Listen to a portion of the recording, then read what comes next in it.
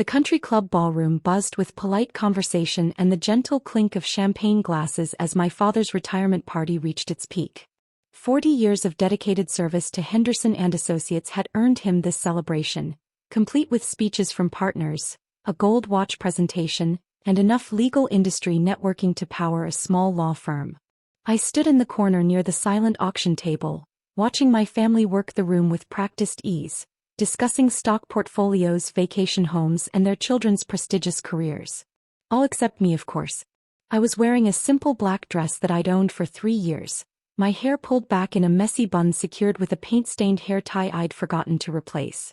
My hands, despite my best efforts with a scrub brush, still showed traces of ultramarine blue under my fingernails from this morning's work session. To everyone at this party, I was Elena Martinez, the 31-year-old disappointment who'd wasted a perfectly good business degree to play with finger paints in a converted garage studio. Elena, sweetheart, my Aunt Margaret approached with her practiced charity smile, the same one she used at hospital fundraisers and museum galas. You look artistic tonight. Very bohemian chic. Behind her followed my Uncle Richard, my father's younger brother who'd built a small empire in commercial real estate development. His wife Patricia clung to his arm, dripping in jewelry that caught the light with every gesture. My cousin David trailed behind them, fresh from his promotion to senior associate at a prestigious investment firm, his wife Jessica radiating the confidence that came from never having to check a bank balance. Still living in that little studio apartment? Patricia asked with false concern. I keep telling Richard we should help you find something more suitable. Maybe a nice one-bedroom in a safer neighborhood. The studio works fine for me, I replied quietly, taking a sip of water while they drank champagne that cost more per bottle than most people spent on groceries in a month. Studio, Uncle Richard chuckled, shaking his head. That's a generous term for a converted garage. Elena, honey, you're 31 years old. Don't you think it's time to consider a more stable career path? I could get you an entry-level position at my company. Nothing fancy, but it would be a start toward building a real future. My cousin David nodded enthusiastically. Uncle Richard's right, Elena. The art thing is fun as a hobby, but you need to think about retirement planning, health insurance, building equity. I could show you some investment portfolios that would set you up nicely if you started contributing now. What kind of art do you even do? Jessica asked, her tone suggesting she was asking about a particularly exotic form of pest control. Still those little paintings you used to give everyone for Christmas? The conversation was attracting attention now. Other family members were drifting over, sensing drama or perhaps just curious about the annual, "What are we going to do about Elena?" discussion that happened at every family gathering. She paints landscapes, my mother explained with the patient tone of someone discussing a child's finger painting phase. Very pretty, very peaceful. He's quite talented actually. It's just not exactly a career, you know? Mom, my younger sister Amanda chimed in, resplendent in her medical residency confidence. Elena's paintings are actually really good. I have one in my apartment. It's just that the market for that kind of work is so limited. Maybe she could teach art classes or something. Make it more practical. Teaching is a wonderful idea, agreed my Aunt Margaret. Very stable. Good benefits. Elena, you should look into getting certified. The school district is always looking for art teachers. My father, the guest of honor himself, approached our growing circle. At 65, he still carried himself with the bearing of a successful attorney, his silver hair perfectly styled, his custom suit impeccable despite the evening's festivities. He'd worked his entire life to build the respected career and comfortable lifestyle that had allowed him to send both his daughters to prestigious universities. "What's all the excitement over here?" he asked, though his expression suggested he already knew. "We're just discussing Elena's future," Uncle Richard explained, trying to help her see that she needs to make some practical decisions about her career. "This art phase has gone on long enough." "Phase," I repeated softly. "Well, yes," Patricia said with a laugh. "I mean, it's been 10 years now?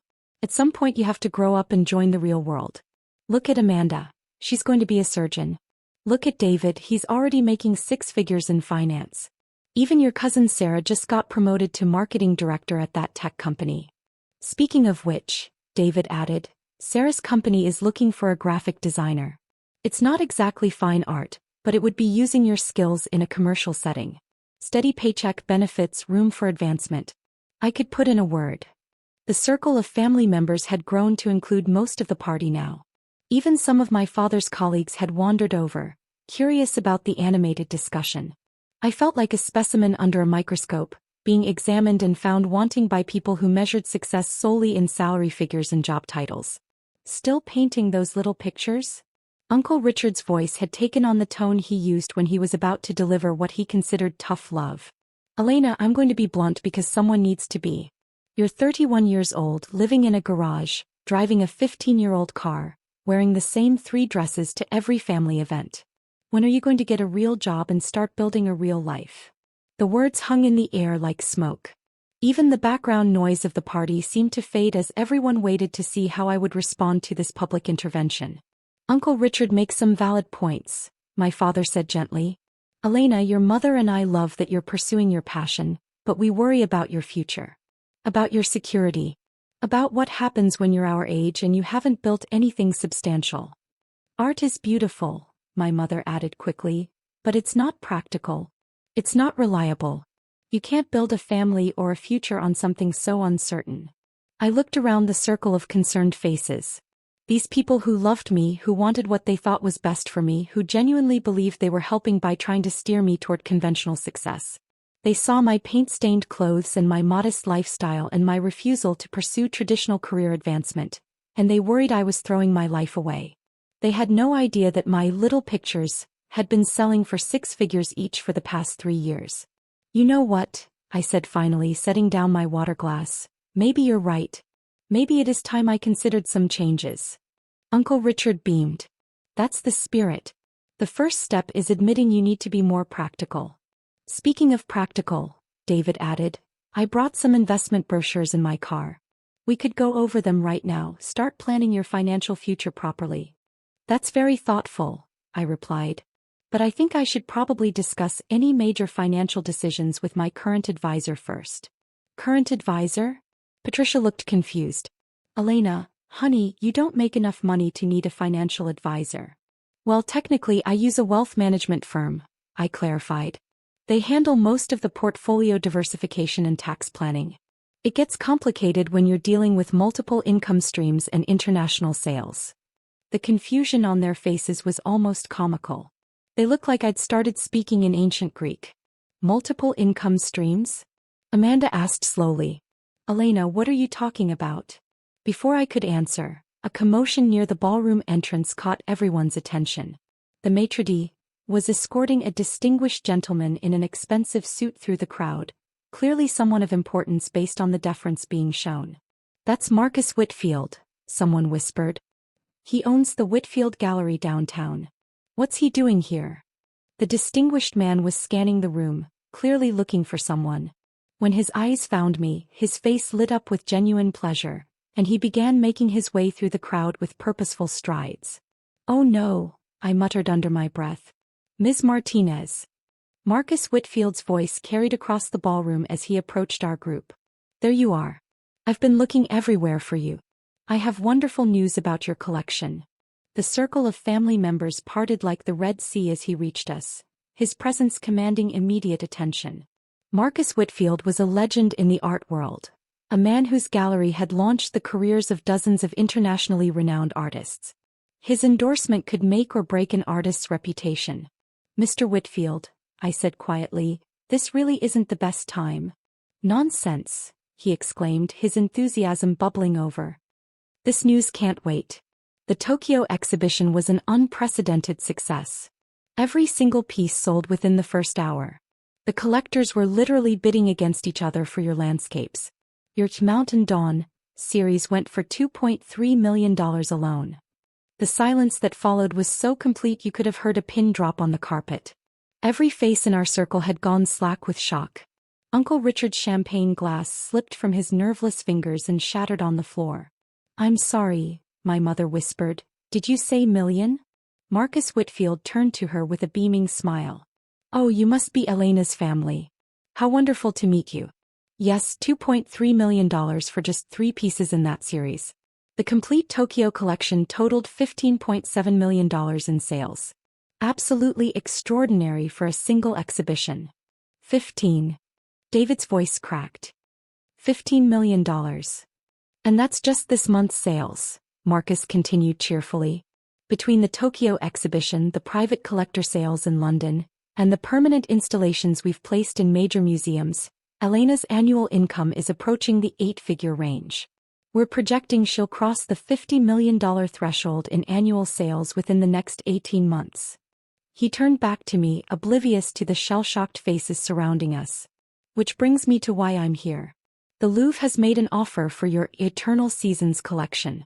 They want to create a permanent wing dedicated to contemporary American landscape painting, with your work as the centerpiece. The acquisition offer is $75 million for the complete collection. The Louvre. Amanda whispered. As in, the Louvre in Paris? The very same. Marcus beamed.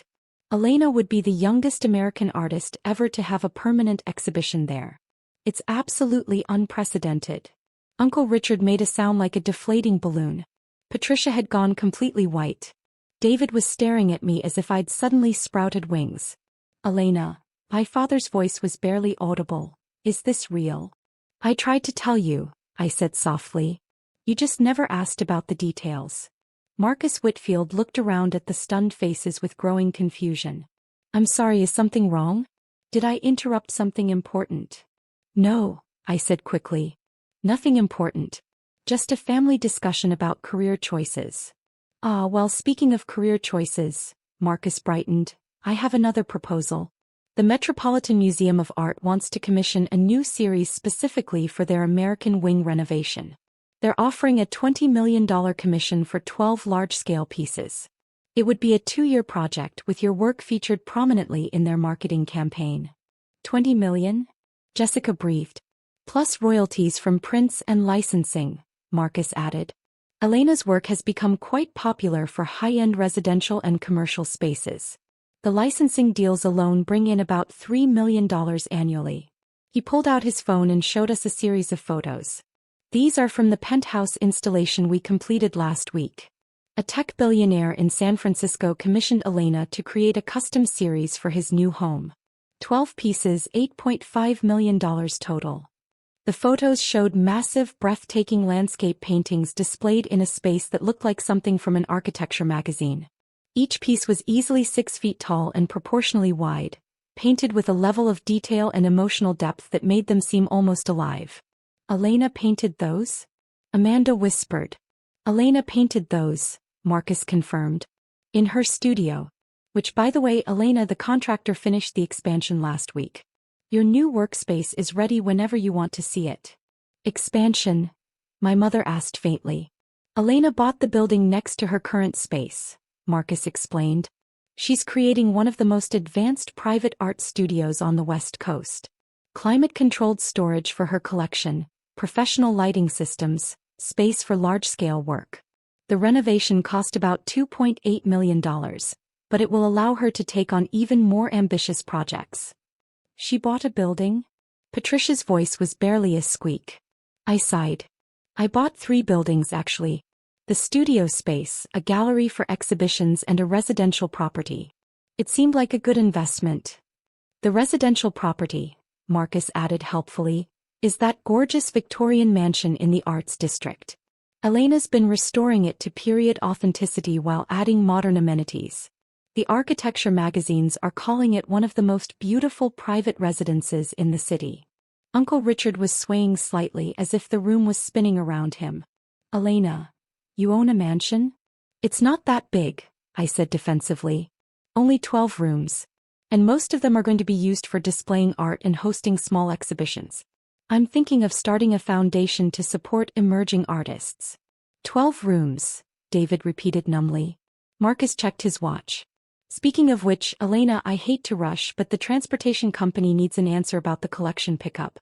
Should we proceed with moving your pieces to the secure storage facility tonight, or would you prefer to wait until tomorrow?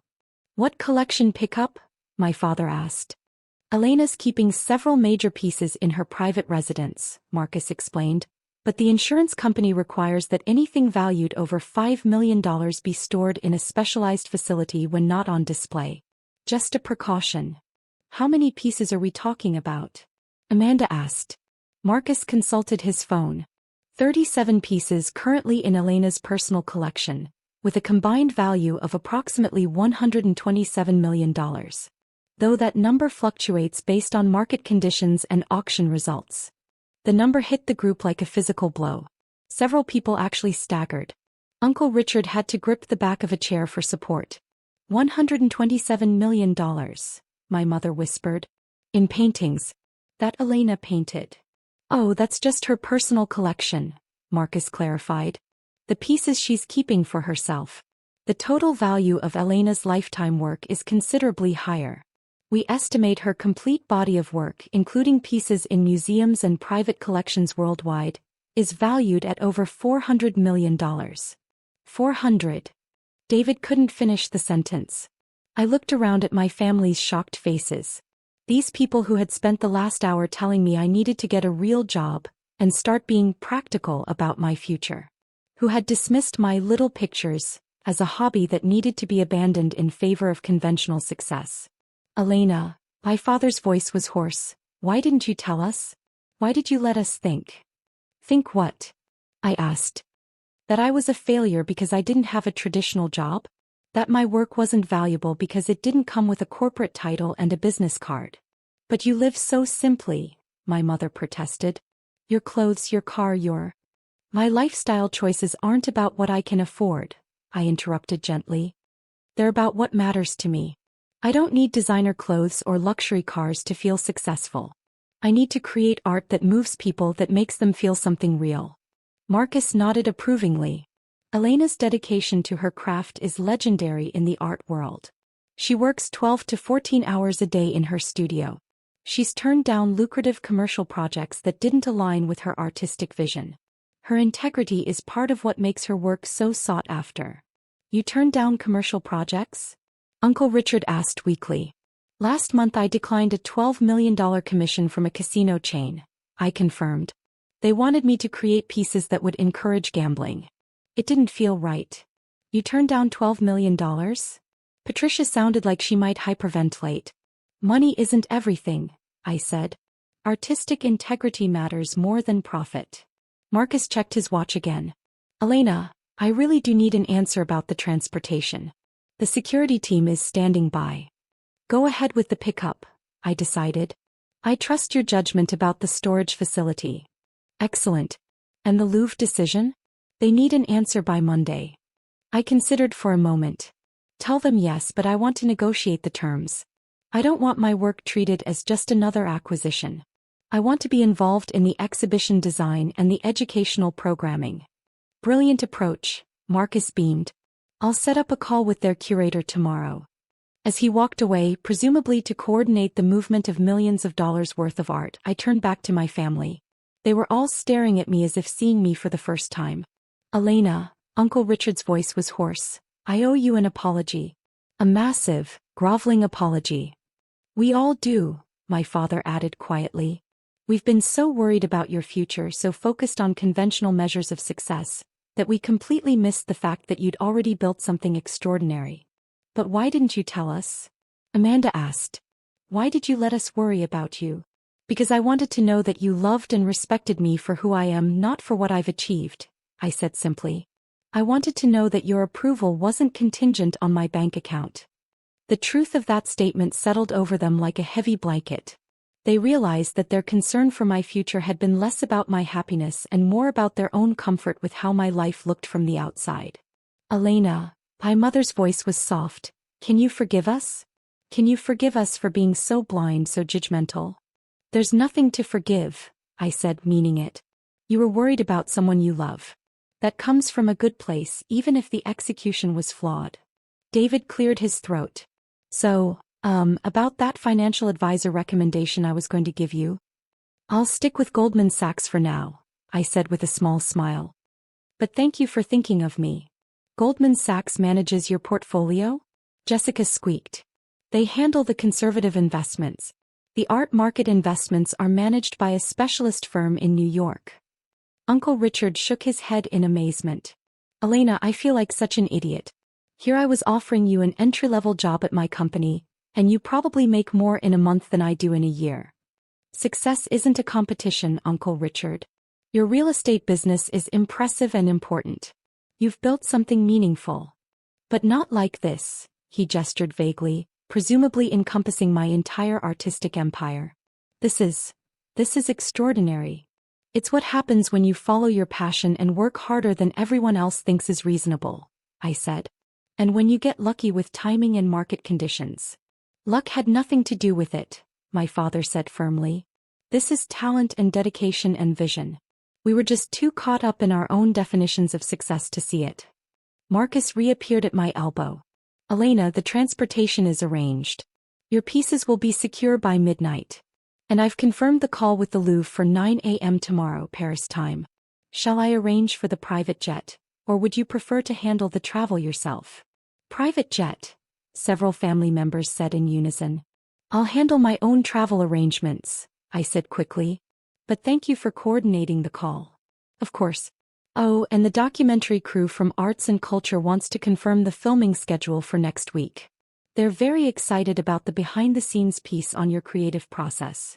Documentary? Amanda asked. PBS is doing a feature on contemporary American artists, I explained. They're filming a day in my life, interviewing collectors and curators.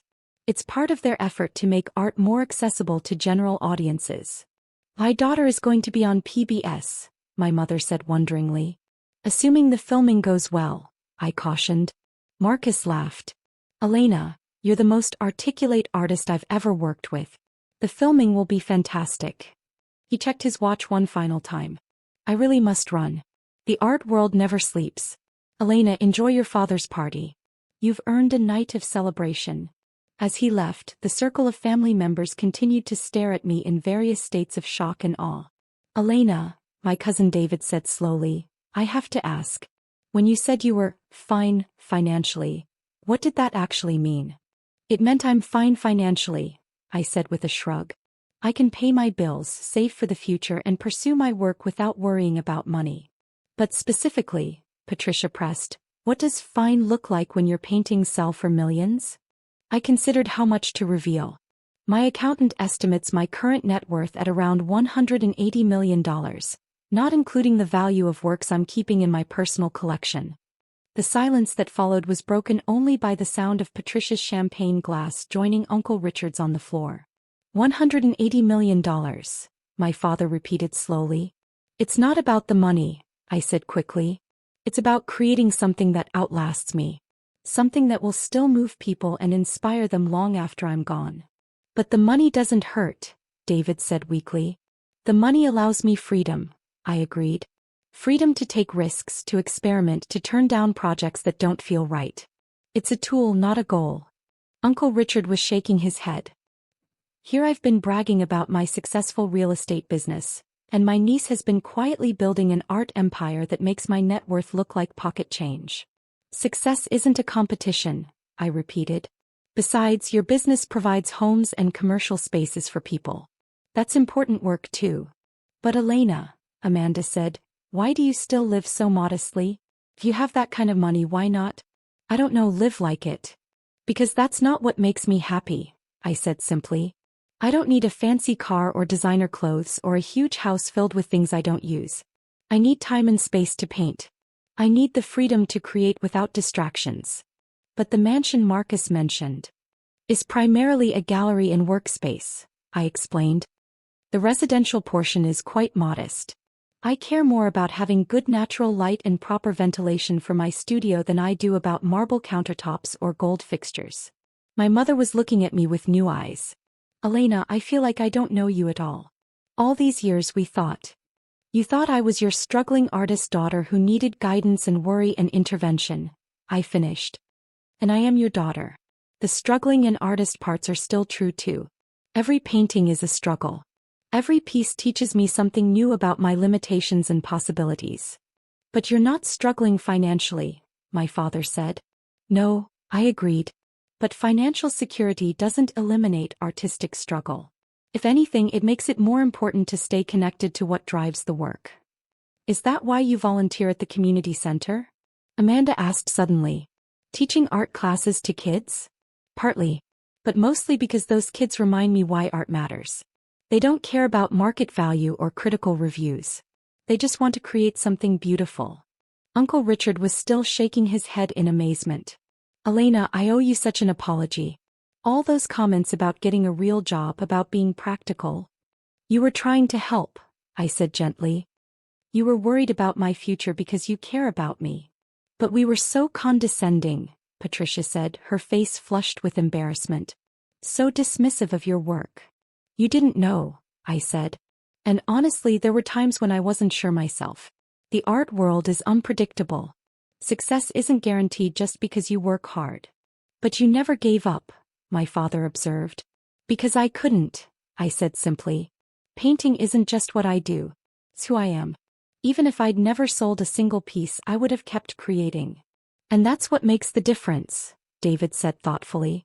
That's what we were missing. We were measuring your success by external standards, but you were measuring it by internal ones. Success is personal, I agreed.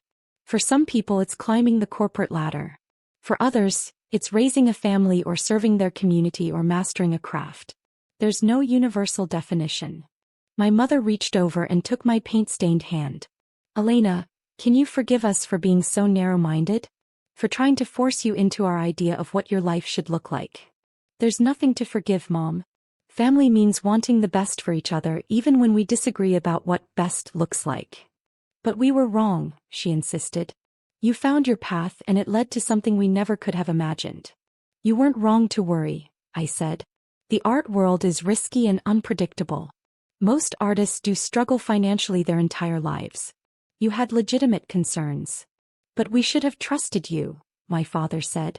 We should have believed that if anyone could make it work, it would be you. You do trust me now, I pointed out. That's what matters. Uncle Richard raised his champagne glass. To Elena Martinez, world-renowned artist, and to the rest of us learning that success comes in many forms. To family, I countered, raising my water glass. And to supporting each other's dreams, even when we don't understand them. As the evening wound down and the last guests departed, my family gathered around me with new respect and understanding. They had learned something important about assumptions and success and the danger of measuring other people's lives by your own standards. And I had learned something too, that sometimes the people who love you most need to see your achievements recognized by the outside world before they can fully appreciate what you've built. It wasn't ideal, but it was human. 3 months later, the PBS documentary aired, featuring my family prominently in segments about the importance of supporting artists. Uncle Richard had become one of my biggest advocates, using his real estate connections to help other artists find affordable studio spaces. My father, in particular, had embraced his role as the parent of a successful artist. He'd started attending gallery openings and art fairs, learning the language of the art world with the same dedication he'd once applied to legal briefs. But the biggest change was in how we talked to each other. No more assumptions about what success looked like. No more dismissive comments about unconventional career paths. We had all learned to ask questions instead of making judgments. And every family gathering now included a new tradition, a toast to following your passion wherever it might lead.